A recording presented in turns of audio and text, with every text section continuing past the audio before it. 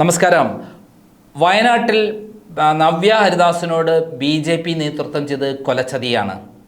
കോഴിക്കോട് കൗൺസിലറായ കോഴിക്കോടെ ജനങ്ങളുടെ ഏറ്റവും പേരും പ്രശസ്തിയുള്ള BJPക്കാർക്ക് ഏറ്റവും ഇഷ്ടപ്പെട്ട ജനങ്ങളിലേക്ക് ഇറങ്ങിച്ചെന്ന് പ്രവർത്തിച്ച് ജനങ്ങളുടെ വോട്ട് നേടാൻ കഴിവുള്ള പ്രശ്നങ്ങൾ പറഞ്ഞ് പഠിച്ച് ഇറങ്ങിച്ചെന്ന് പ്രവർത്തിക്കാൻ കഴിവുള്ള നവ്യ ഹരിദാസ് BJPക്ക് ഒരു മുതൽക്കൂട്ടാണ് എന്നുള്ള കാര്യത്തിൽ സംശയമില്ല. ഞാനൊരു കോഴിക്കോടുകാരനാണ്. എനിക്ക് നന്നായിട്ട് നവ്യ ഹരിദാസിനെ അറിയാം. വളരെ സ്മാർട്ടായ, വളരെ യങ് പേഴ്സൺ, ഡൈനാമിക് ആയിട്ടുള്ള ഒരു ക്യാരക്ടറാണ് നവ്യ ഹരിദാസിനുള്ളത്. എന്നാൽ വയനാട്ടിൽ വരെ കൊണ്ടിട്ട ശേഷം അവിടെ വേണ്ട പ്രചരണം നടത്താൻ ആവശ്യമായ മെറ്റീരിയൽ കൊടുത്തോ? ഇല്ല. അവിടെയുള്ള പ്രവർത്തനങ്ങൾക്ക് വേണ്ട സജ്ജീകരണങ്ങൾ കൊടുത്തോ? ഇല്ല. അവർ സ്വന്തമായിട്ട് കണ്ടെത്തിയ വഴികളിലൂടെ സഞ്ചരിച്ച് അവർ സ്വന്തമായി അധ്വാനിച്ചിട്ടാണ് 1,09,000 വോട്ട് നേടിയത്.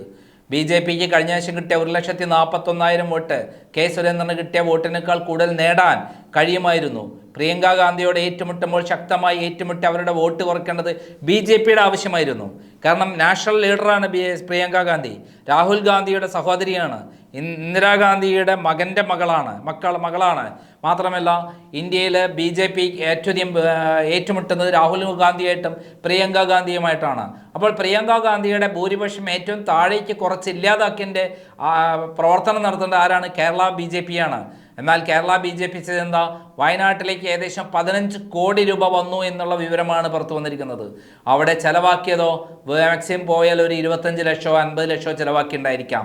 അല്ലാത്ത പണമൊന്നും ഇവിടേക്ക് എത്തിയില്ല. സാധാരണ പ്രവർത്തകരെ പ്രവർത്തിപ്പിക്കാൻ വേണ്ട, ബൂത്ത് തലത്തിൽ പ്രവർത്തിപ്പിക്കാൻ വേണ്ട പ്രവർത്തനം നടത്തേണ്ട BJP നേതൃത്വം എന്നാൽ നവ്യ ഹരിദാസിന് വേണ്ടി യാതൊരു പ്രവർത്തനവും നടത്തിയില്ല എന്നുള്ളതാണ് സത്യം. അതുകൊണ്ട് തന്നെ എവിടെയും കൃത്യമായി വോട്ട് കയറാനോ ഉയർത്താനോ പാർട്ടിക്ക് കഴിഞ്ഞില്ല. വേണ്ടത്ര പ്രചരണമില്ലായ്മയും അതേപോലെ നേതാക്കന്മാരുടെ അഭാവവും. നമ്മളെ സുരേന്ദ്രൻ പാലക്കാട് തന്നെ തമ്പടിച്ച് അവിടെ ഒതുങ്ങിക്കൂടുകയായിരുന്നു. കാരണം അവിടെ ഇങ്ങനെ കൃഷ്ണകുമാറിനെ വിജയിപ്പിച്ചു കഴിഞ്ഞാൽ തൻ്റെ പേരും പ്രശസ്തിയും വർദ്ധിക്കും എന്നുള്ളതായിരുന്നു അദ്ദേഹത്തിൻ്റെ ലക്ഷ്യം. അതുകൊണ്ട് തന്നെ വയനാട്ടിലെ തിരിഞ്ഞു നോക്കിയതേയില്ല. സത്യത്തിൽ പറഞ്ഞാൽ കൊലച്ചതിയാണ് നവ്യ ഹരിദാസിനോട് BJP നേതൃത്വം കാണിച്ചത്.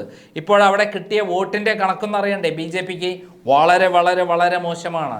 BJPക്ക് ഇത്തവണ വയനാട്ടിൽ കിട്ടിയ വോട്ട് എന്ന് പറയുന്നത് വളരെ പിന്നോട്ട് പോയിരിക്കുന്നു. 1,09,000 വോട്ടാണ് കിട്ടിയത്. സുൽത്താൻ ബത്തേരിയിലും മാത്രമാണ് കുറച്ച് പിടിച്ചുന്നത്. 7,900 വോട്ടാണ് ഏറനാടിൽ കിട്ടിയതെന്ന് ഓർക്കണം. 13,000 വോട്ടിനടുത്താണ് വണ്ടൂർ കിട്ടിയത്. അങ്ങനെ എല്ലാ മേഖലകളിലും അവർക്ക് കുത്തനെ വോട്ട് കുറഞ്ഞു എന്നുള്ളതാണ് സത്യം.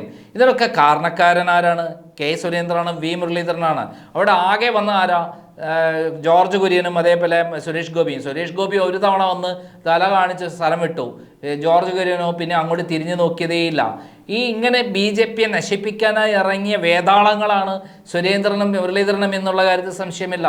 ശരിക്കും അവിടെ സ്ഥാനാർത്ഥിയാക്കേണ്ടത് ശോഭാ സുരേന്ദ്രനെ പോലുള്ള കരുത്തരായ ആളുകളായിരുന്നു. കാരണം വയനാട് പിടിച്ചെടുക്കാൻ പറ്റില്ല എങ്കിലും ഇടിച്ചു കയറി അവിടെ പ്രചരണത്തിൽ മുന്നിലെത്തുകയും അവിടെ ഏറ്റവും ചുരുങ്ങിയത് പ്രിയങ്ക ഗാന്ധിയുടെ ഭൂരിപക്ഷം 2 ലക്ഷത്തിലേക്ക് ഒതുക്കുകയും ചെയ്യേണ്ടത് ഇവിടുത്തെ BJPയുടെ കർത്തവ്യമായിരുന്നു. പക്ഷേ അതിനു വേണ്ടിയിട്ട് ഒരു തരത്തിലും അവർ ശ്രമിച്ചില്ല. മാത്രമല്ല ഒരു ഈസി വോക്കവറാണ് അവിടെ ഉണ്ടാക്കി കൊടുത്തത് എന്നുള്ള കാര്യത്തിൽ സംശയമില്ല. അവിടെ അവർക്ക് കിട്ടിയ വോട്ടിംഗ് പാറ്റേൺ ഒന്ന് നമുക്കൊന്ന് വായിക്കാം. കൽപ്പറ്റ 19,091 വോട്ടേ കിട്ടിയുള്ളൂ. മാനന്തവാടി 20,207 വോട്ടാണ്. കൽപ്പറ്റയിൽ 86,466 വോട്ട് കിട്ടിയിട്ടുണ്ടായിരിക്കും നമ്മുടെ പ്രിയങ്ക ഗാന്ധിക്ക്.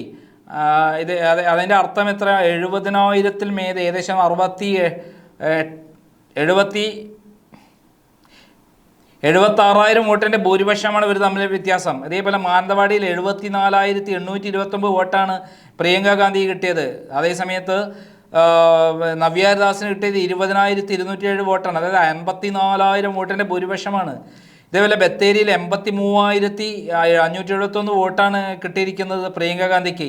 അവിടെ നവ്യ ഹരിദാസിന് കിട്ടിയ 26,762 അതായത് 57,000 പരം വോട്ടിൻ്റെ ഭൂരിപക്ഷമാണ് അവിടെ കിട്ടിയിരിക്കുന്നത് പ്രിയങ്ക ഗാന്ധിക്ക്. ഇതേപോലെ തിരുവമ്പാടിയിൽ 79,919 വോട്ടാണ് കിട്ടിയിരിക്കുന്നത്. അവിടെ 11,992 വോട്ട് ആണ് ആര് കിട്ടിയിരിക്കുന്നത്?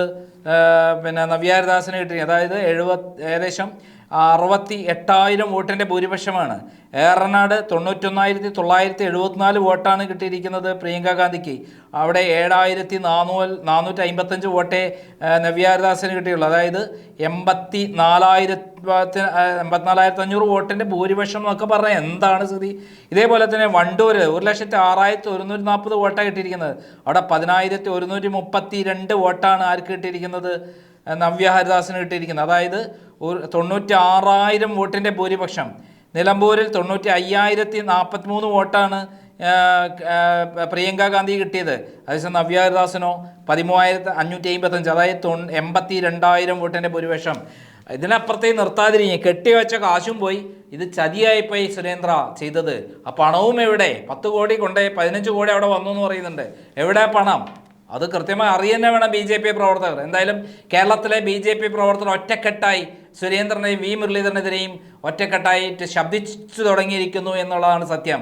അവർ പിണറായി വിജയനെതിരെയുള്ള കേസുകൾ മിണ്ടാതിരിക്കുന്ന ഈ നേതൃത്വത്തിനെതിരെ അടിച്ചോടിക്കാൻ അവരുടെ പാർട്ടി പ്രവർത്തകർ തന്നെ രംഗത്തിറങ്ങും എന്നുള്ള കാര്യത്തിൽ സംശയമില്ല.